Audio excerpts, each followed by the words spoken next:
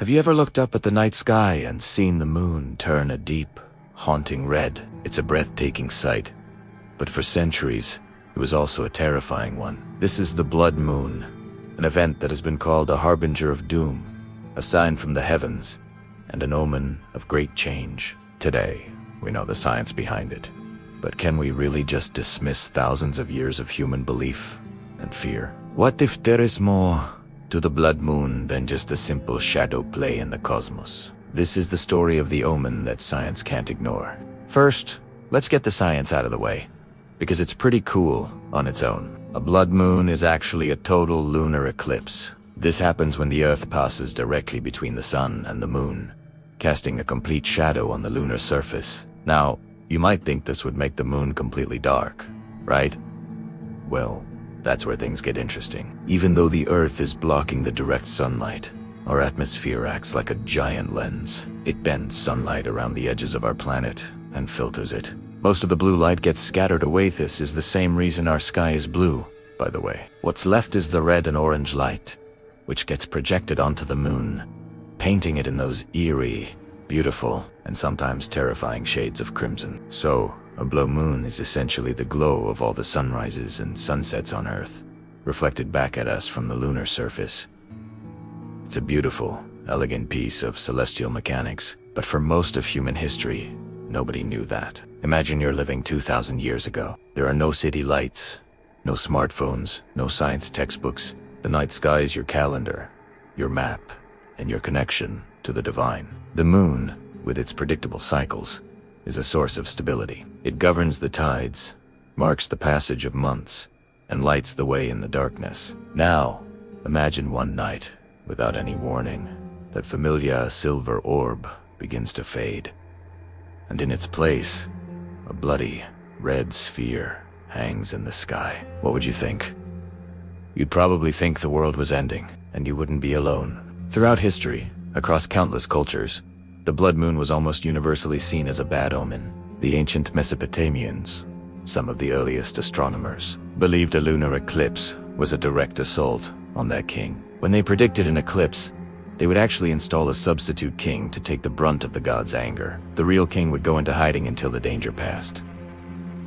The substitute, well, let's just say his reign was short. Once the moon returned to normal, the real king would re-emerge, and everyone would celebrate that disaster had been averted. In ancient China, the story was that a celestial dragon was devouring the moon. To save it, people would bang drums, pots, and pans, making as much noise as possible to scare the dragon away. And you know what? It worked. Every single time. The moon always came back. For them, it was proof that their actions had a direct impact on the cosmos. The Inca civilization in South America had a similar belief, but with a jaguar instead of a dragon. They feared the great cat would leap from the sky after eating the moon and start devouring people on Earth. So they would shake their spears, shout, and make their dogs howl at the moon, hoping to frighten the jaguar away. These weren't just quirky superstitions.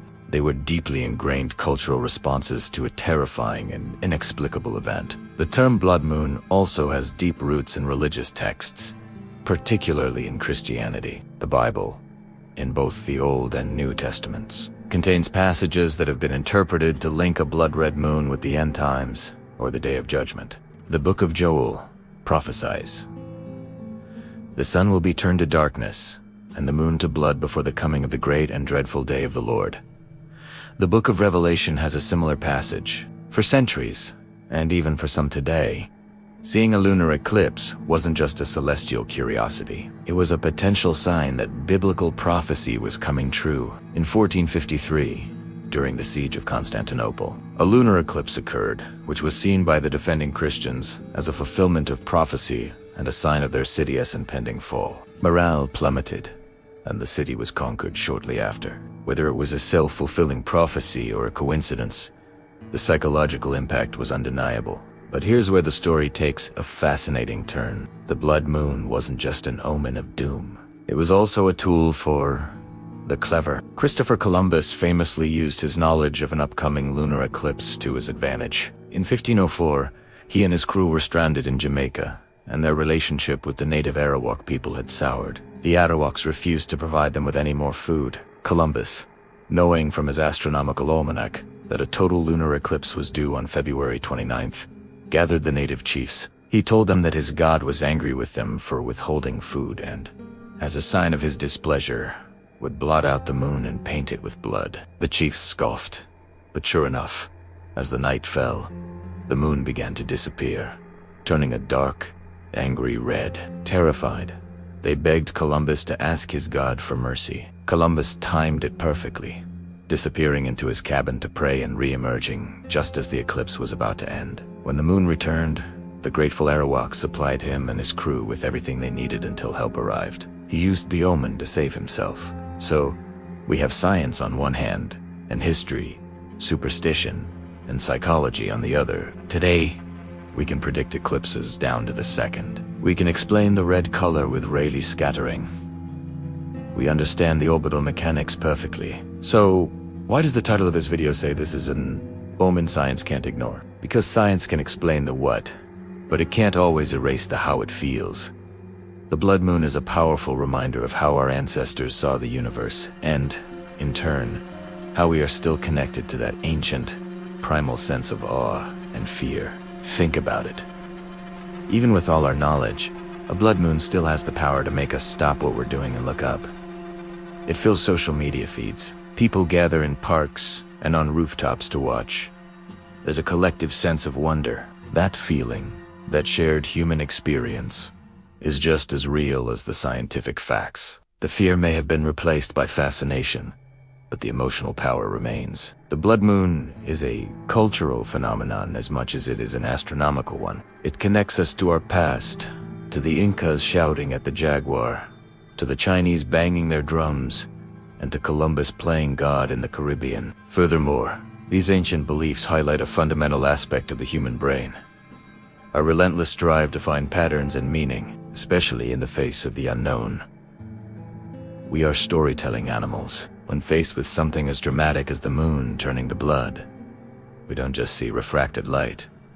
We see a story, a warning, a mensaje. Science provides an explanation, but it doesn't always satisfy that deep-seated need for narrative and meaning. The fear of the blood moon was a rational response for people who lacked a scientific framework. It drove them to create myths, rituals, and social structures to cope with a universe that seemed chaotic and threatening. Ignoring this history means ignoring a crucial part of what makes us human. The legacy of the blood moon continues even in modern times. In the 2010s, a series of 4 consecutive total lunar eclipses, known as a tetrad, was dubbed the blood moon tetrad by some religious leaders, who again linked it to biblical prophecy and world-shaking events. The theory gained massive traction, spawning books, documentaries, and widespread discussion, proving that even in our hyper-scientific age, the symbolic power of the blood moon is far from dead. So,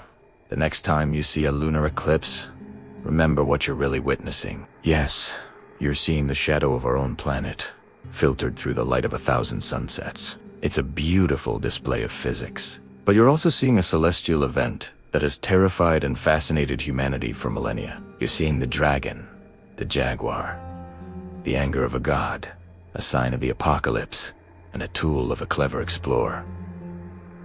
The blood moon is a mirror. In the past, it reflected our fears of the unknown. Today, it reflects our scientific progress, but also our enduring capacity for wonder, our need for stories, and our unbreakable link to our own history. And that is an omen, a sign that even the most hardened scientists can, and should, appreciate.